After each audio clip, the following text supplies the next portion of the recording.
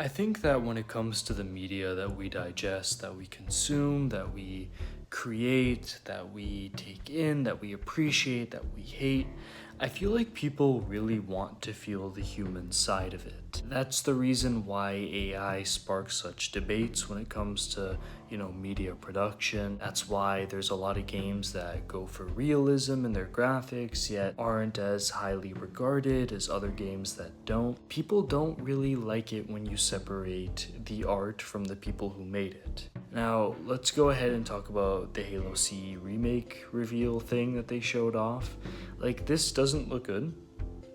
I don't like any of this here. This is like the most sterile, generic kind of mishmash of what someone who's never played Halo thinks Halo is supposed to look like. There's a guy called Noodle, and he made a video talking about how, the first Halo, Combat Evolved, my favorite game ever, was made to look the way it looked as a byproduct of the actual system it was on. The Xbox, the technology of the time, informed how it would look. The geometric nature of all the different shapes, the exaggerated animations that accentuated said geometric shapes on the actual player and NPC models, the bright colors, to make it easier to see what exactly is going on when not only you're playing the campaign solo or split screen with 2 players, but also when you're playing this game with 4-player split screen, because keep in mind, the original Xbox released with 4 controller ports, very similar to the Nintendo 64. In fact, the original Xbox and a lot of its earlier games kind of felt like a Nintendo 64 too. The combination of the technology, the inspirations of the people who were making Halo 1, and the need to accomplish certain things for the game to function in a way that was easy for, multiple different layers of split screen, you ended up with a very unique art style. A unique art style to Halo 1 Combat Evolved, something I would say is iconic, and something I would say is one of the best parts about this game and what puts it above other Halo games.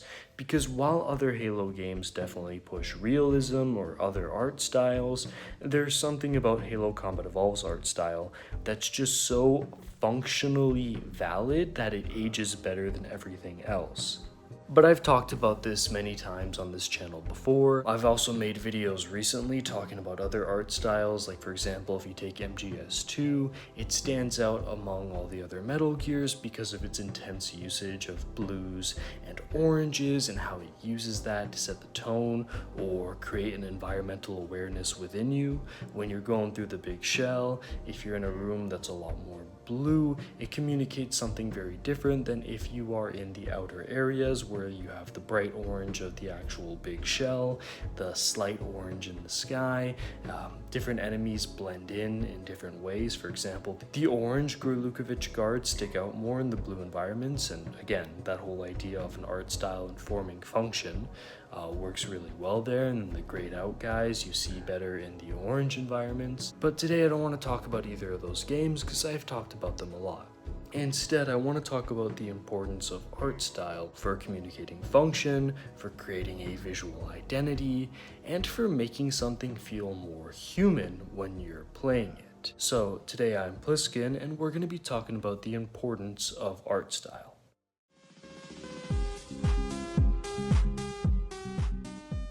This is Dead Space 1. Well, technically it's the Dead Space 1 remake, but I'm going to use footage of the remake since I believe it is probably the gold standard for remakes in terms of being true to what came originally, but then also amplifying it for, a re-release to warrant that re-release. And one of the things that the Dead Space remake is very true to is the original game's art style. This is a consequence of having a lot of the same people that worked on the original working on the remake, something a lot of game studios just don't do because, they don't want to give anybody consistent work and they'll just fire people that they contract. It's a messy industry.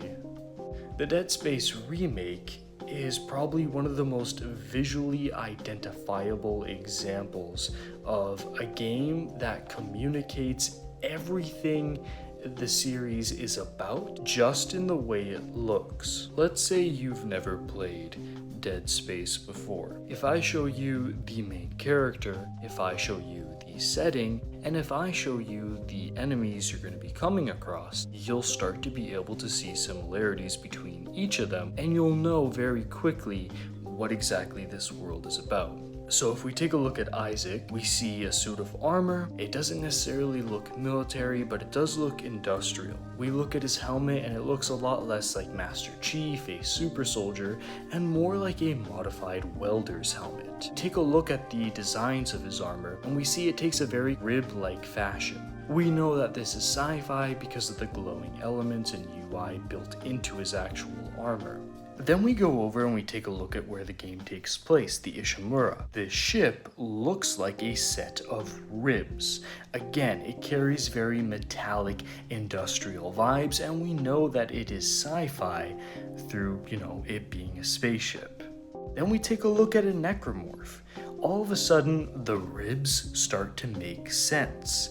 We see this kind of mutated zombie-like amalgamation of what used to be a human being. We see something that's gritty, disgusting to look at, but it's not a traditional zombie, so something sci-fi is a lot more warranted here. All three of these images communicate that Dead Space is in the future, but not necessarily a future you want to be a part of. This is going to take place in space. This is going to be gritty. You're not going to be empowered. This is going to be something about survival. And if there's one key thing that each of these images communicate, it's the idea that this is going to be gory. There is designs that harken to the interior of a human body in the main character, in the setting, and definitely when you take a look at these enemy designs. There is a reason why Isaac Clarke is one of the most visually iconic video game characters, because even if you don't know about Dead Space, you look at Isaac and you can tell a lot about what Dead Space is. I definitely hold up this remake again, not necessarily above the original Dead Space, but just in the visual department, it's a little bit higher for me because stuff like the level 6 rig and other key things you see in your environment, the dynamic nature of the Ishimura, now that you can see more of it, it definitely ties into that whole ribby, industrial, human body meets metal aesthetic. Like, take a look at the original level 6 rig and take a look at the new level 6 rig. This is the development team being like, okay, we're working on this again. How can we amplify this visual language we are creating with Dead Space? And I think they did an amazing job.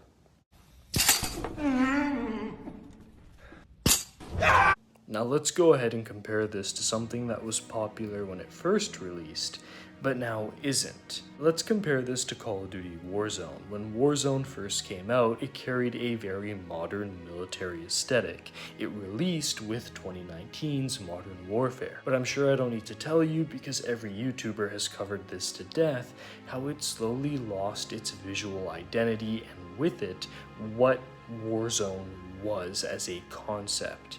You see, there's a very different feel when I'm going through as my, super tactical Arctic warrior in comparison to seeing Nicki Minaj doing Fortnite dances over a corpse. When you have this predefined visual identity and then you betray it as time goes on, you're detaching the art from the people that made it.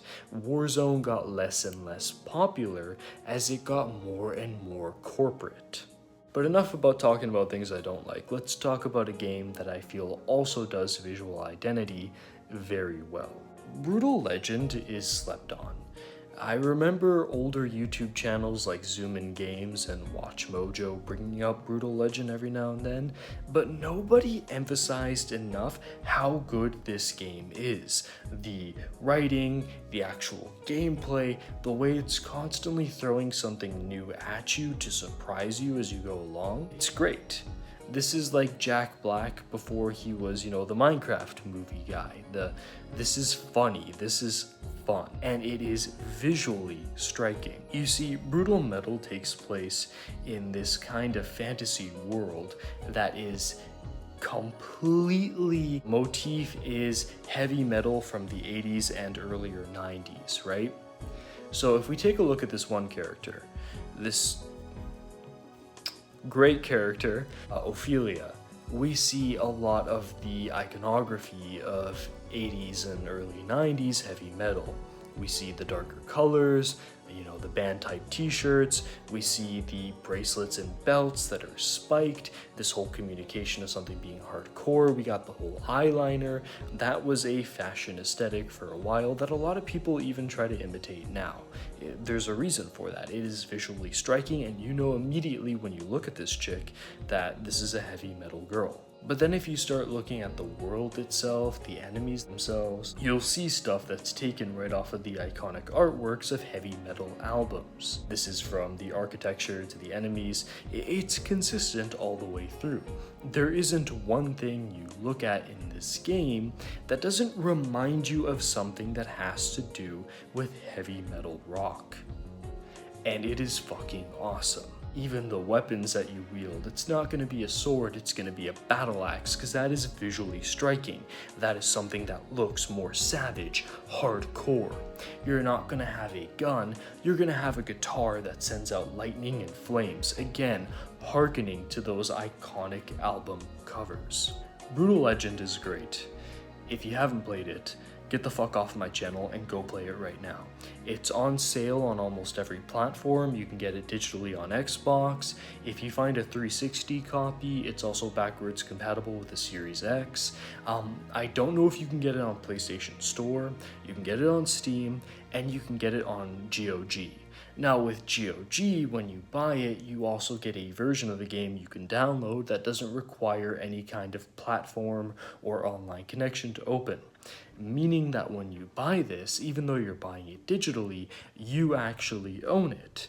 And if there's one game I can recommend right here, right now, that right off the top of my head with stuff I've been playing recently that you would do better to own, it's Brutal Legend. This was something that was made at a time where, heavy metal nostalgia made sense because it wasn't too far from the whole thing. It wasn't just about the aesthetic, but people who still listen to the music. You could tell the people who made it were really into this. You even had, icons from heavy metal, like Ozzy Osbourne, showing up in the game.